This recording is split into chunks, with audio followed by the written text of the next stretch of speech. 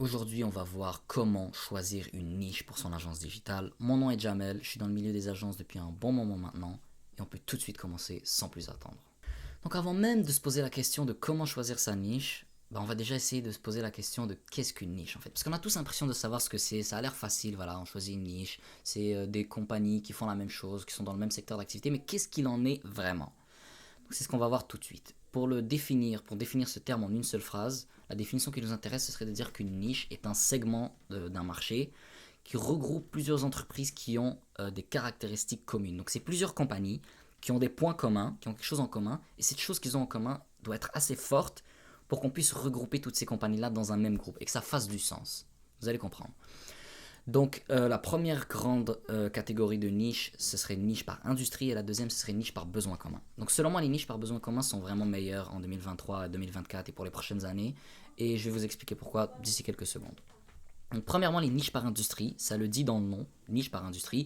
Donc vous allez viser des compagnies qui opèrent dans le même secteur d'activité. Que ce soit des restaurants, des salles de sport, des concessionnaires automobiles, des compagnies de toiture, des boutiques de produits naturels, des boutiques de shampoing, peu importe ce que c'est, boutiques de chocolat, des trucs de Starbucks, des cafés, peu importe. Bon, Starbucks c'est un peu abusé, vous n'allez pas faire du marketing pour Starbucks, mais vous m'avez compris. Donc ce que je veux dire, c'est vraiment des compagnies qui opèrent dans le même secteur d'activité, c'est des niches par industrie. Donc c'est bien, ça fonctionne très bien, mais je pense que encore mieux, ce serait vraiment de viser des niches par besoin commun. Donc qu'est-ce que c'est? C'est tout simplement plusieurs compagnies qui ont exactement les mêmes besoins pour offrir leurs services. Donc que ce soit un besoin de cold caller, que ce soit des besoins d'agents de support téléphonique, des besoins de génération de leads, des besoins de gérer leurs réseaux sociaux, de créer du contenu sur TikTok ou autre, peu importe. En fait, c'est plusieurs compagnies, peu importe leur secteur d'activité. Que ce soit des restaurants, des concessionnaires, peu importe, des compagnies de toiture, peu importe. Ils vont tous avoir au final les besoins communs et ce sera ça votre niche. Et pourquoi c'est meilleur selon moi? C'est parce que vous allez pouvoir avoir une idée très claire du service et de l'offre que vous allez faire à ces prospects-là. Vu que vous savez que toutes les personnes dans votre liste de leads, donc tous vos leads, ils ont un besoin similaire, qui est par exemple, prenons le cas de gérer leurs réseaux sociaux, donc social media management, ben, vous savez exactement quoi leur offrir. Donc quand vous allez les prospecter, les appeler ou leur envoyer un email ou peu importe, vous allez leur dire bonjour, bon moi je vais vous offrir un, un agent qui va s'occuper de gérer tous vos réseaux sociaux. Vous savez exactement qu'est-ce qu'ils ont, de quoi est-ce qu'ils ont besoin et vous allez être en mesure de leur offrir et de devenir un spécialiste dans ce service très précis. Donc c'est super super important. Pour moi, c'est largement mieux de choisir une niche par besoin commun qu'une niche par industrie. Pour la raison que je viens d'évoquer. Et peu importe la niche que vous allez choisir, vous allez être, selon moi, dans l'obligation de commencer vraiment par viser les entreprises autour de vous si vous voulez être efficace dès le début et apprendre vite. Donc la raison pour ça, c'est que vous ne voulez pas tout de suite commencer et aller target dans d'autres pays. Vous ne connaissez pas forcément les us et coutumes, vous ne savez pas comment les gens parlent là-bas. Parce que quand vous prospectez un client, vous ne voulez pas parler d'une manière trop formelle ou trop pro. Vous voulez vraiment essayer de garder ça le plus friendly, le plus amical possible, comme si vous parlez à votre ami, tout en restant évidemment dans un cadre. Mais on ne veut jamais être trop formel. On ne veut pas avoir l'air de vendeur quand on parle à des potentiels clients, à des prospects. Donc commencez vraiment autour de chez vous, vous savez un peu comment ça parle, vous connaissez l'argot, vous pouvez utiliser des mots que les gens vont comprendre chez vous. Et surtout au niveau de la langue, c'est hyper important de faire une agence dans la langue que vous comprenez le mieux. Que ce soit le français, l'anglais, peut-être une autre langue. Vraiment, je vous conseille de lancer votre agence dans la langue que vous connaissez le mieux. C'est très important de maîtriser la langue. Moi, j'ai déjà essayé de lancer une agence dans une langue que je ne maîtrisais pas à 100%. Et franchement, vous vous compliquez la vie pour rien. Choisissez la langue que vous maîtrisez le mieux, c'est hyper important. Donc maintenant, on va passer aux critères obligatoires pour choisir sa niche. Donc ça, c'est des questions que vous devez vous poser. Premièrement, est-ce que dans la niche, il y a minimum 10 000 acteurs? Donc 10 000 entreprises différentes. Je ne parle pas de 10 000 contacts, mais vraiment 10 000 entreprises différentes qui offrent, qui sont dans cette niche-là. Si vous êtes en dessous, franchement, ça va être compliqué parce que le temps que vous allez contacter tous les acteurs de la niche, donc toutes les entreprises, disons que vous avez 4000 entreprises qui opèrent dans cette niche, ben, il y a des chances que vous allez contacter absolument tout le monde et que personne ne va vous répondre, ou du moins, peut-être pas personne ne va vous répondre, ce serait un peu bizarre, mais personne ne va vous tout simplement acheter ou payer votre service. Donc vous voulez vraiment avoir une niche qui a suffisamment de gens pour pouvoir envoyer des messages et faire des appels et faire du prospecting en fait en volume, en grand volume. Parce que vraiment, le game des agences, c'est vraiment un game de volume. C'est hyper important de le savoir. Ensuite, et également, vous voulez pas avoir une niche qui a plus de genre 30 ou 40 000 acteurs. Parce que ce que ça veut dire, c'est que votre niche n'est pas suffisamment niche down en fait. Si vous avez genre 75 000 compagnies qui sont dans votre niche, hein, en tout cas dans votre pays, c'est que la niche est vraiment pas suffisamment précise en fait. Vous allez peut-être vouloir ajouter quelques critères pour qu'il y ait moins de monde, mais que ce soit des personnes plus qualifiées qui ont plus de points communs. Comme ça, quand vous allez les prospecter, vous allez pouvoir vraiment leur donner un message, leur donner une offre qui va plus leur correspondre. Voilà. Donc ensuite, le deuxième critère, c'est vraiment que ce soit high ticket, donc que le service ou le produit que les acteurs dans votre niche vendent soit minimum de 1 000 € en lifetime value. Donc ça, c'est plus pour les niches par industrie. Une lifetime value, qu'est-ce que c'est? C'est en fait la quantité, ou du moins plutôt la somme d'argent que le client va dépenser auprès de la compagnie durant toute sa période de vie de consommateur, entre guillemets.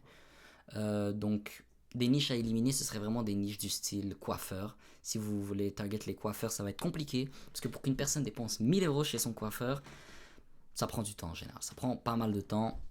Et pour arriver jusqu'à ce que la personne dépense 1 000 €, il y a beaucoup de chances qu'elle change de coiffeur entre temps. Donc peut-être que le lifetime value va même pas être atteint.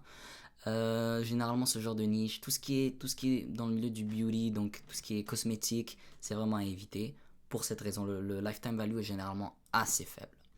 Et finalement, troisième critère, c'est un des plus importants, vraiment, enfin, je dirais même que c'est peut-être le plus important, c'est de prendre une niche qui est capable de payer plus de 2 000 € en dépenses marketing ou en dépenses, vous n'êtes pas obligé d'offrir du marketing, donc peu importe ce que vous offrez, qui soit capable de le payer. Donc choisissez des niches qui ont de l'argent, qui sont riches, qui sont capables de dépenser, qui n'ont pas peur de dépenser leur argent pour améliorer leur entreprise et leurs affaires.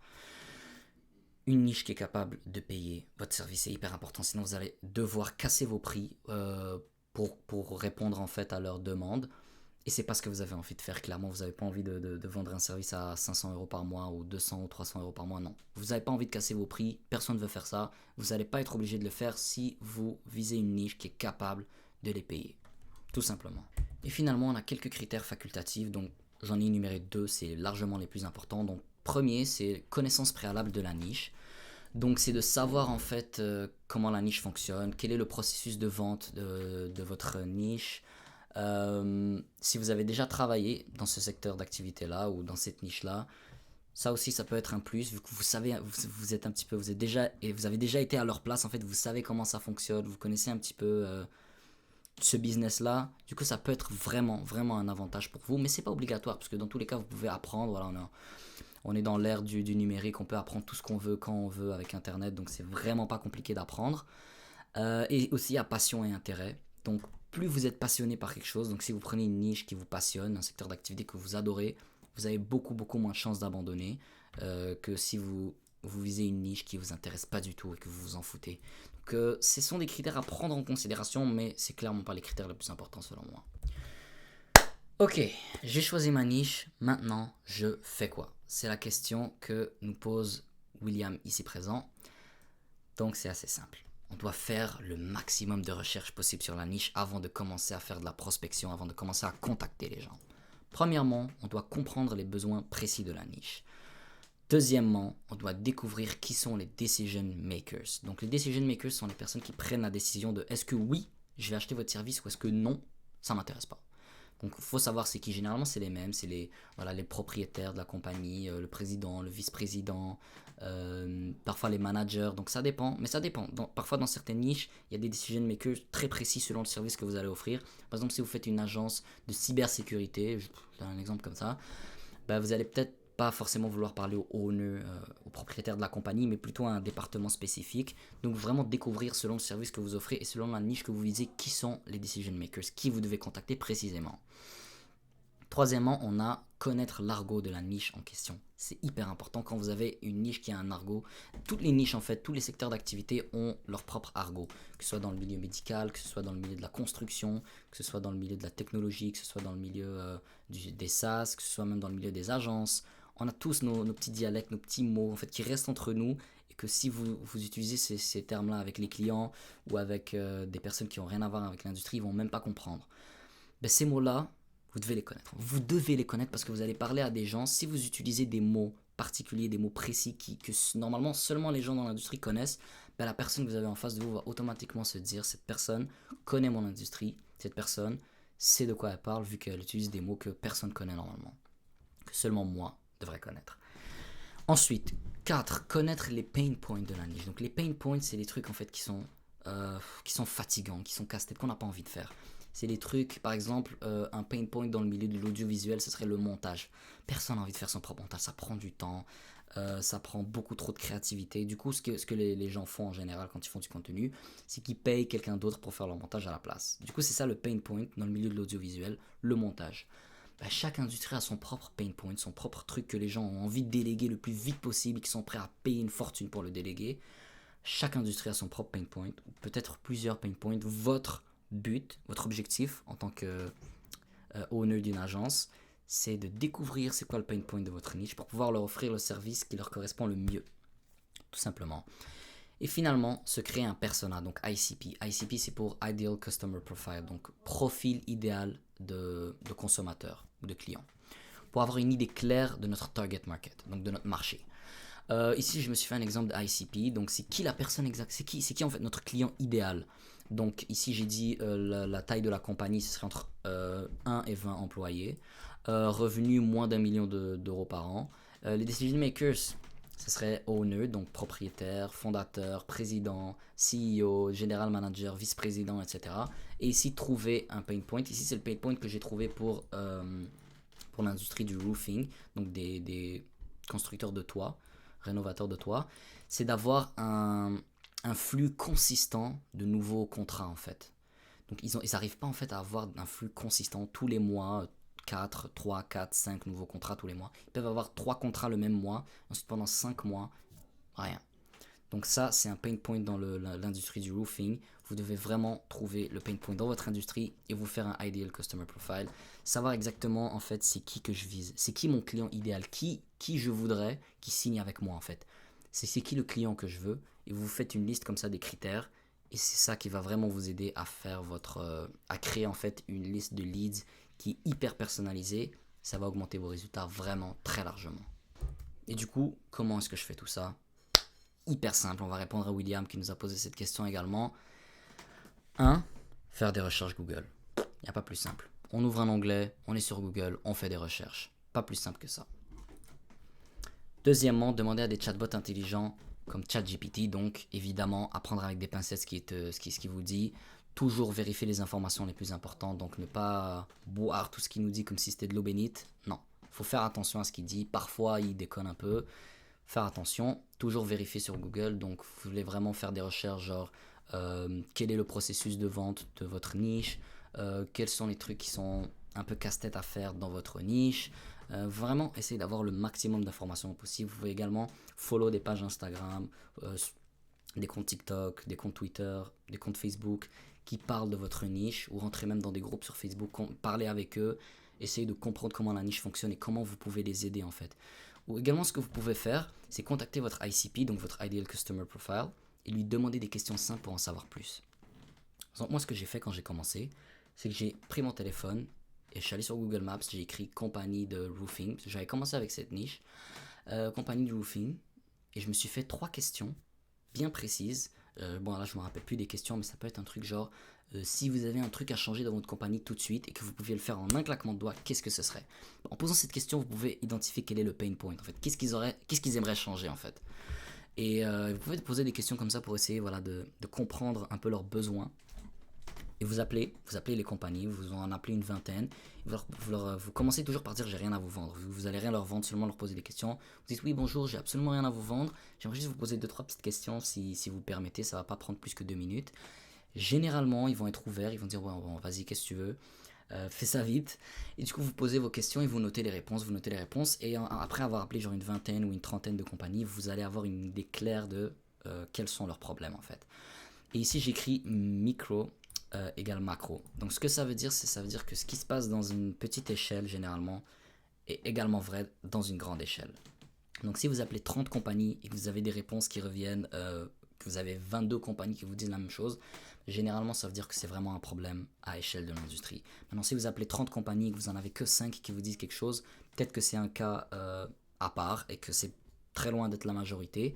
Par contre, si vous avez des réponses qui reviennent vraiment souvent, vous pouvez prendre ça pour acquis et vous pouvez vous dire que c'est effectivement la majorité des entreprises dans ce secteur d'activité qui rencontrent le même problème et vous pouvez le prendre vraiment pour acquis et définir votre pain point en fonction de leurs réponses. Donc pour conclure, pour résumer, on a 5 étapes. Premièrement, choisir les critères qui nous importent le plus. Donc je vous avais montré 5 critères au début de cette vidéo, choisissez ceux qui vous importent le plus. 2. Sélectionner une niche en accord avec les critères que vous avez choisis évidemment. 3. Faire des recherches par rapport à la niche, comme je vous ai montré juste ici. 4. Contacter des acteurs de la niche choisis pour leur poser des questions pertinentes, donc pour identifier leurs besoins et pour identifier leurs pain points. Et 5. Valider son choix à l'aide des réponses obtenues et changer de niche si les réponses sont insatisfaisantes. C'est hyper important, ne vous obstinez pas. Peu importe à quel point vous aimez la niche, je sais que vous avez travaillé pendant 5 ans dans la niche, je sais que vous connaissez plein de gens qui travaillent dans cette industrie, je sais que vous aimez ça, je sais que vous êtes probablement peut-être passionné par ça, mais ne vous obstinez pas. Si ça marche pas, si les gens n'ont pas besoin de vous en fait, peut-être qu'ils ont juste pas besoin de marketing, ça m'est déjà arrivé moi de viser une niche qui avait juste pas besoin de moi, tout simplement, que j'ai vite changé. Et c'est ça que vous devez faire également. Si vous visez une niche qui n'a pas besoin de vous, ou qui a juste pas besoin de vous, ne vous cassez pas la tête, ne vous obstinez pas, ne perdez pas votre temps et votre argent à continuer à travailler dans une niche qui ne vous correspond tout simplement pas, dans laquelle vous n'avez pas de product market fit. C'est hyper important, ne vous obstinez jamais. Donc sur ce, j'espère que la vidéo vous aura été utile. J'ai également plusieurs vidéos dans ma chaîne YouTube qui vont vous montrer comment scale votre agence ou comment créer votre agence si vous êtes un débutant. Vous pouvez aller voir tout ça, vous pouvez vous abonner si la vidéo vous a plu et la liker. Et sur ce, je vous dis bonne journée, je vous souhaite bonne chance.